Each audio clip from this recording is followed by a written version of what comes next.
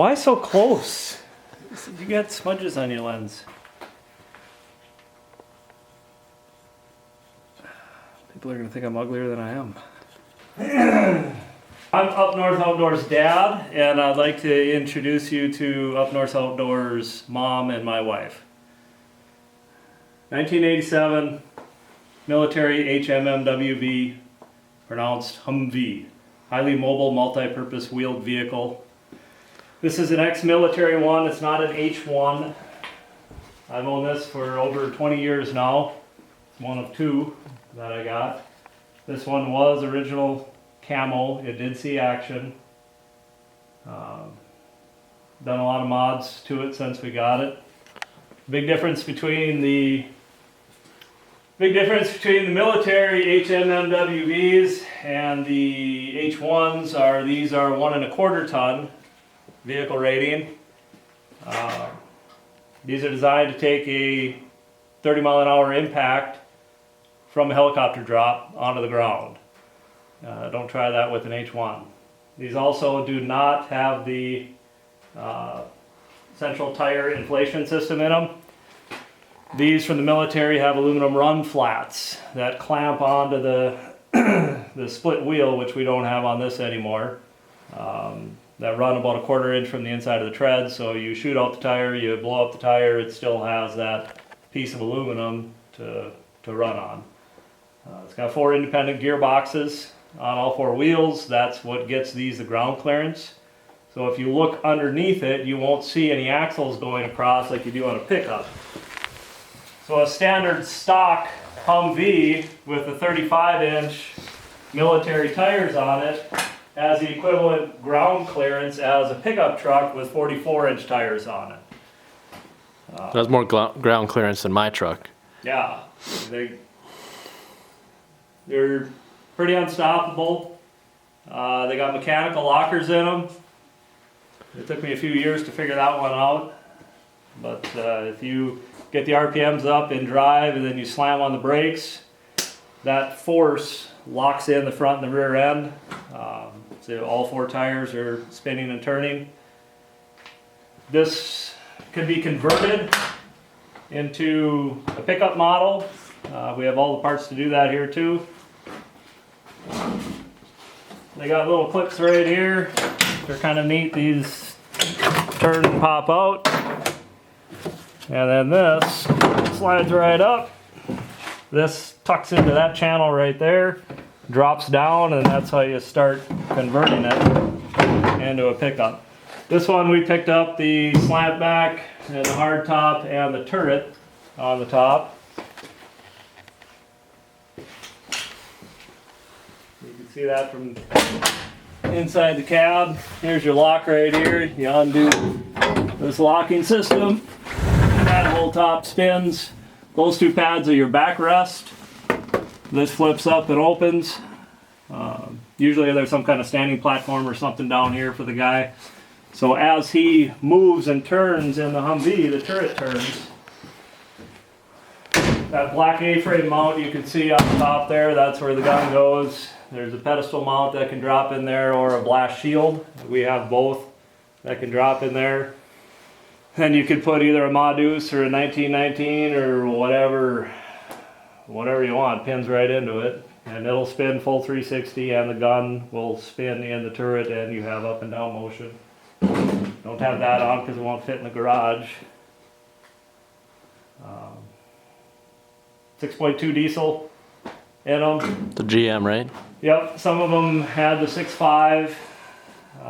They tried a gas motor for like 1 year and got rid of that. Everything in the engine compartment, all the wiring connectors, everything is sealed. There's rubber grommets that seal everything so they're watertight. This has got the deep fording kit on it. You can see the air cleaner over there. So we could drive with this unit as high and deep as this air cleaner is, this snorkel. It's the intake, right? Yep, so you can completely flood the cab and still be driving underwater with this one. There's no electronics in the cab really either. No. To wreck. All the electronics are sealed. This one's got another difference you can tell if it's a true military one or not. Are the lights. These have the blackouts on them and you have the option in that. to turn it to blackout lights. It's a BO on the switch that you can see on the light switch in there.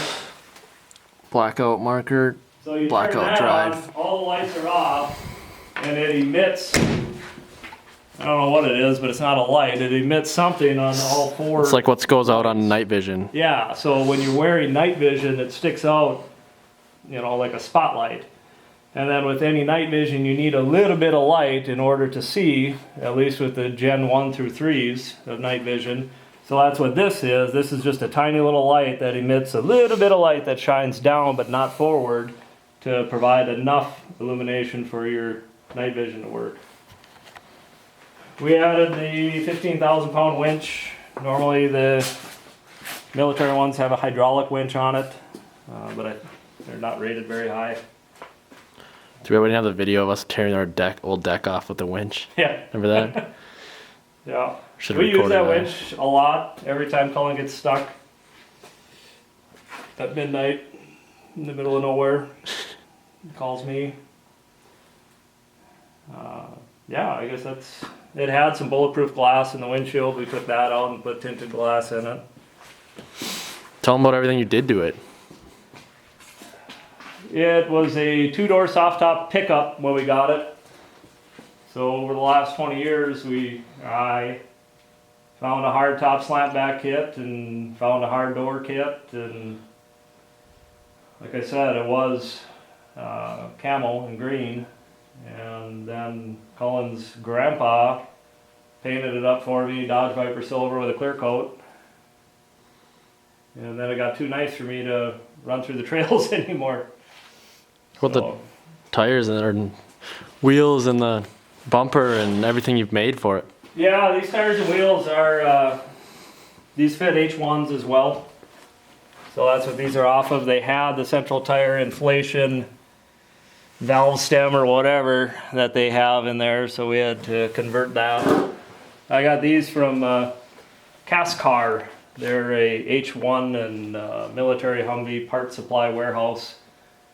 One of their employees that I ended up knowing pretty well over the years of buying parts for this ended up selling me these 38 inch or 38 and a half. Dixie picks. Yeah, tires and wheels. That was a nice ad. The bias ply ones and the split wheels, they're just impossible to balance. They wear out super quick too. And they wear out really fast, but there is really no better mudding tire. Even back in the 80s, if you could get your hands on a set of those bias ply tires, they're equivalent to, I don't know, super swampers or whatever nowadays. They're just awesome tires. So yeah, this thing right now runs smoother than any 1-ton truck. It's 4-wheel independent suspension, even though it's 1 1/4 ton.